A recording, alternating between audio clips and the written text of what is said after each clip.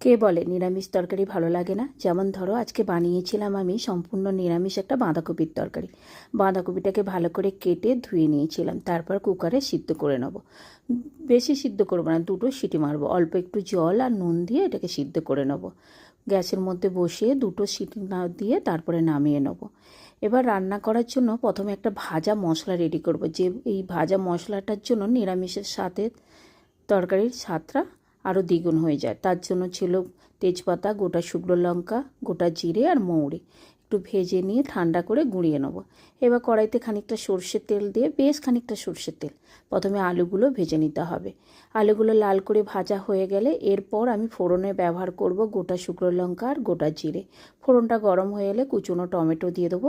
টমেটোটা দেওয়ার পর অল্প একটু নাড়াচাড়া করে একটা মশলা দেবো। তাতে ছিল জিরে বাটা আর আদা বাটা, আদা আর জিরে একসাথে বেটেছিলাম।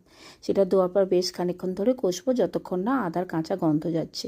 এবার টমেটোটা নরম হয়ে এলে, মশলাটা ভালো করে কষানো হয়ে এলে এবার কিছু গুঁড়ো মশলা দিলাম। তাতে ছিল হলুদ, লঙ্কা, নুন আর ছিল চিনি।